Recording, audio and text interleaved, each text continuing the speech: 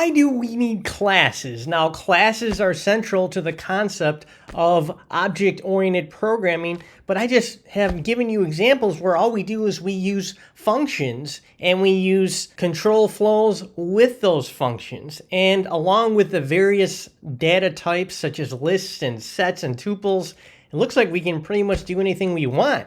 Well, as programs progress and as they become more complex, classes is a great way to separate your programs from one another. So in other words, you can actually take one program and place many programs within it, and each mini program is a class. So while the biggest code block we've been looking at really are functions, and you recall the other code blocks we've been looking at is, for example, the code block that within a for loop or a while loop or if then. But outside of that, the biggest code block we've been looking at is functions. But classes are yet another code block. And the reason why we want classes is because in the long run, it allows you to keep straight and keep consistent more complex programs. That a class in general is divvied up into two parts. Part one is the attribute data, the instance variables, meaning the things that you are. What makes you different than another similar object? Second of all, a class defines what you can do. What actions can you take? Now, in a class, we call those action elements methods, and methods outside of a class, of course, are simply called functions. So let's take a look at a very easy function, or excuse me, I made a Freudian slip. Let's take a look at a very easy to define class. All right, let's take a look at this basic class. I simply called it Amazon, as in Amazon Marketplace, and I divvied up the two sections of the class between things we know and things we can do. The things we know include Amazon, the Amazon number, the quantity, and I actually have both a products log and a sold log right here in the form of empty lists. Now, the things we can do include post, and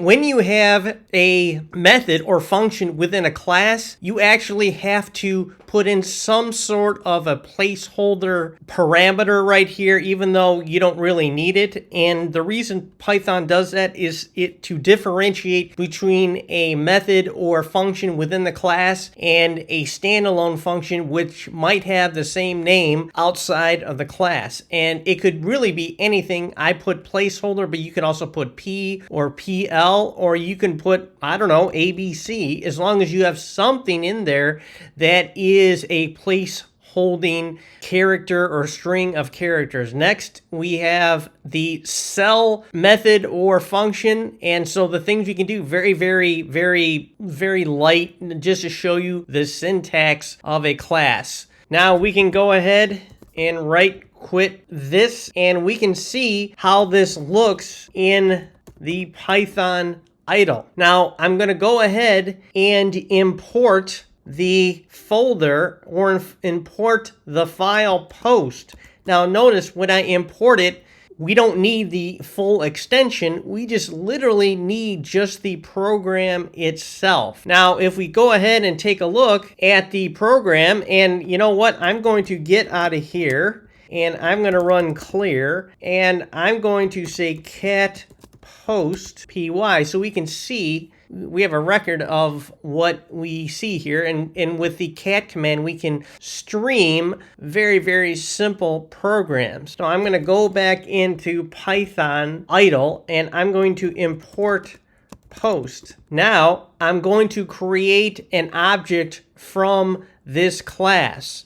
So I'm going to say order 1, 2, 3 is equal to post dot and then the name of the class Amazon. And now I have made an object order 1, 2, 3 from Amazon. So let's say, for example, I just created any old string. So I'll say x equals hello. When I do type X, it's going to give it a type of string. And really, anything that is out there in Python land is a type when you think about it.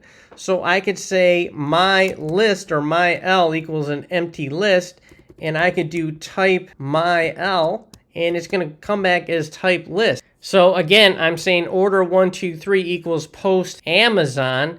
If I do a type order 123, I get class post Amazon. So let's say I have another order. I'll say order 4532 equals post dot Amazon, and I press return, and let's say I do a type of order 4532, it's still going to come out the class post.amazon. So I can make any kind of objects that I want, and it's still going to come out post.amazon for the type, because Python is able to take classes and use it as the basis for more than one object. So in other words, it's able to organize based on object type, and we are distinctly creating different objects based on the same class. Let's take another look at this. I made a few changes for this program. We're still looking at class Amazon, and it's still divvied up between things we know and things we can do.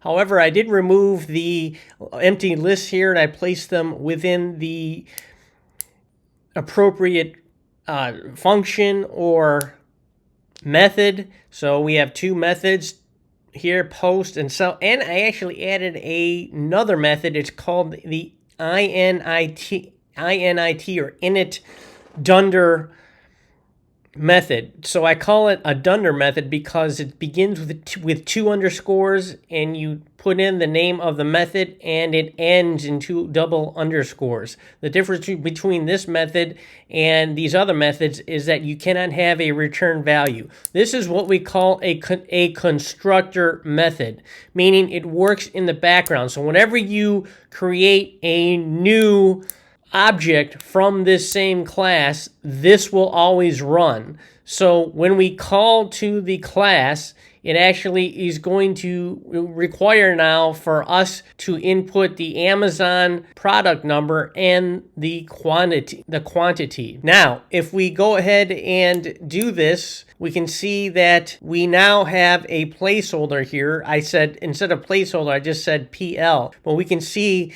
the more standard placeholder for functions, or shall I say methods inside of a class, is the word self. So what the self does is that it's an empty parameter. It just is there as a placeholder. So in other words, here we have the placeholder pl.amazonnum equals Amazon num. So that refers to this placeholder. And the reason why pl.amazonnum equals Amazon num is because when we go ahead and put in Amazon num and the quantity as parameters, when we call on the class, it makes it equivalent to pl.amazonnum. Now this is a requirement for the Python engine because it wants to differentiate between the instance variable here and just a regular variable that might be named Amazon underscore num. However, this self.amazonnum refers to this, but it has a different placeholder because the placeholder here I have is the more standard self. So for this reason, mostly others will just call this self, will call all the placeholders self as long as it's consistent.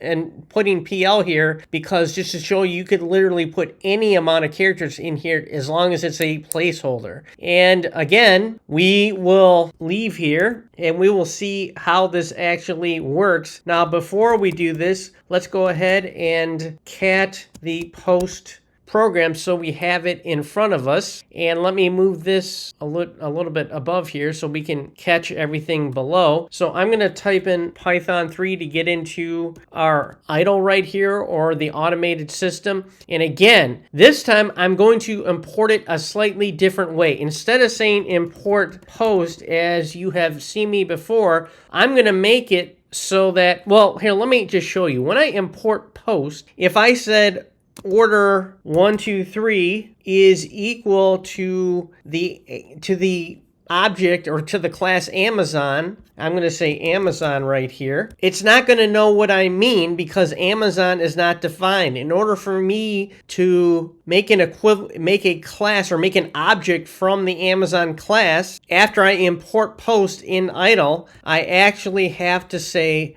order123 equals post.amazon. Now you know what? I can't even do that because now that I added this constructor class, I need to put in the order number and the quantity per the init constructor class. So I'm going to say order123 equals the string order123, and there's going to be 20, a quantity of 20. And let me close this parentheses. As you can see, thank you for connecting to Amazon Services LLC. So that occurs every single time I create a new object because this init class is what we call a constructor. Same thing here. Even if I said order 4578, and for the heck of it, let's just say rush order, and I'll say 4578, and this is just an order of, let's say, 8 of them, whatever product 4578 is. And again, it's going to say thank you for connecting to Amazon Services. Now going back to that order 123 right here, now I created that as a object right here. So if I do the dot,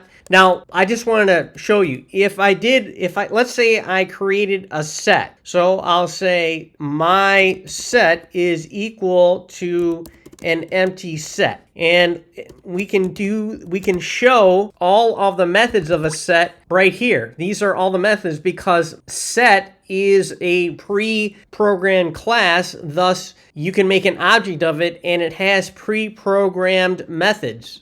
Same thing if we came up with a string. Let's see, my fave quote is equal to be or not to be. So my fave quote literally has all of the string methods attached to it. So the advantage of doing classes is that we can say order 123 dot, and what methods do we have, or what's under here? We can do post, we can do sell, and here is a distance variable quantity, and here's a distance variable Amazon num. Okay, so what can we do? We can post it. So let's go ahead and post it, and we can say it says thank you for posting, and here is the outgoing log, and here we can do order 123 dot sell, and it says congrats on the sale. So if we look at the sell method right here, it says return the sold log. Okay, finally I wanted to point to you to the fact that we can't just say Amazon. So even if I said order 2350 equals Amazon, and I said, oh, my apologies, let me go ahead,